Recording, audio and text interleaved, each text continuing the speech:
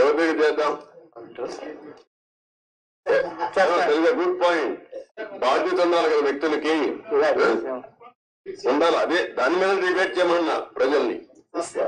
Sir CM గారు, ప్రభుత్వంలో ముఖ్యమంత్రి గారు ఒక రకంగాను, ఒక మంత్రి అనిల్ గారు ఒక రకంగాను, ఇంకో మంత్రి ఏమో వ్యంగ్యంగాను పోలవరం దేని గురించి ఇచ్చేశారు. ఏం చేయబోతున్నారు అంటే ఇప్పుడు ఏం చేయాలని నేను అడుగుతున్నా మిమ్మల్ని. నేనేం చేయాలని నేను కూడా ఇంకా అధ్యయనం చేస్తున్నా. ఈ రోజు ఒక మాట చెప్పి రేపు ఒక మాట చెప్పి డయాఫ్ అవ్వాలంటే అది ఎక్కడ కనపడలేదు నాకంటే. అలాంటి మంత్రులు చూసాం, డయాఫ్ అవ్వాలి కనపడలేదు మంత్రి. సార్ 2019 నుంచి 2024 వరకు, సార్ 2019 నుంచి 2024 వరకు పోలవరం ప్రాజెక్టులో జరిగిన అక్రమాలపై ఏదైనా కమిటీ వేసే అవకాశం ఉందంట. అరే కమిటీ వేద్దామయ్యా, అది కాదు కదా మిమ్మల్ని మీరంతా కూడా ఏంటంటే మీరు కూడా ట్రెడిషనల్ గా ఆలోచిస్తున్నారు. మీకు కన్సర్న్ కనపడాల నాకు. ఒక ఎంక్వైరీ చేసేయండి, యాక్షన్ తీసేసుకోండి, ఏం చేస్తారు మీరు?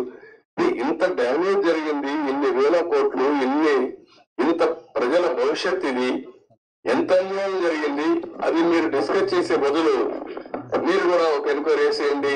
ఎప్పుడు చేసేస్తారు చెప్పండి, ప్రాజెక్టు ఎంత అవుతుంది చెప్పేయండి అంటే నాకేదో పెద్ద నాకు తెలిసినట్టు రాసి ఇచ్చేదానికి. సార్ ప్రాజెక్ట్ గురించి ఒక విషయం పక్కన పెట్టిన నిర్వాసితుల గురించి ఏంటి సార్? అది కూడా ఇది అది అన్ని లింక్డ్ అయ్యి ప్రాజెక్ట్ కట్టకపోతే డబ్బులు ఇవ్వలేరు కదా, గవర్నమెంట్ ఆఫ్ ఇండియా కూడా ఇవ్వదు కదా, వాళ్ళకు అన్యాయం జరిగింది కదా, రోజు రోజు పెరిగిపోతుంది ఖర్చు కూడా. మళ్ళీ ఇప్పుడు వాళ్ళకి అప్పుడే కానీ ఇచ్చుంటే తక్కువ అమౌంట్ అయ్యేది.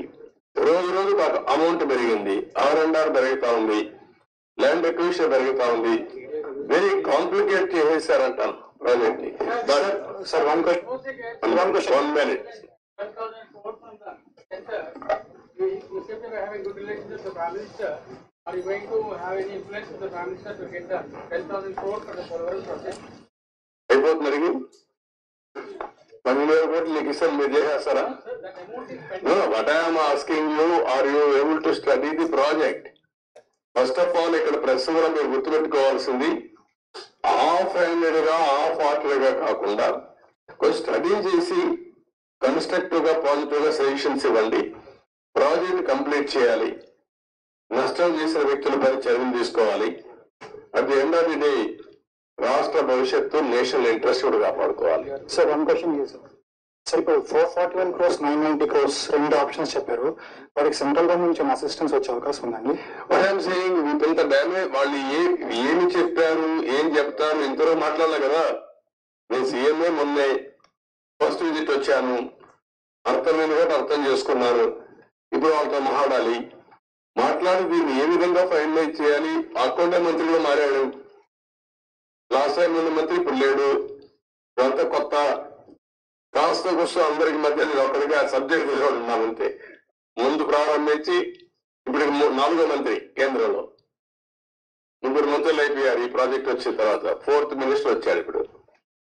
ఇవన్నీ ఆల్ ప్రాబ్లమ్స్ ఉన్నాయి, బట్ ఏ విధంగా సార్ట్అవుట్ చేయాలో సీరియస్ గా తీసుకుంటున్నా. అదే సమయంలో రాష్ట్రంలో ప్రజలకు అర్థం కావాలి, రెండు బ్యాలెన్స్ కావాలి.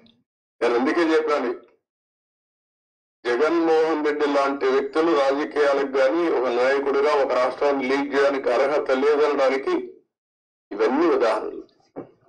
మేమేదో ఎలక్షన్ లో 164 సీట్లు రావడం ఒకటే కాదు, వీళ్ళ బిహేవియర్, వీళ్ళ యొక్క ప్రవర్తన ఒక్కసారి మీరు కానీ ముందు నుంచి ఆలోచిస్తే ఈ ప్రాజెక్ట్ ఒక కేస్ స్టడీ మీకు అందరికి, మీరు కూడా విట్నెస్.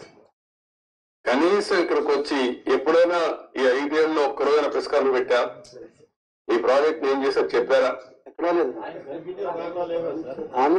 ఎక్కడా పెట్టలేదు, ఇక్కడ పెట్టలేదు, ఎక్కడా లేదు.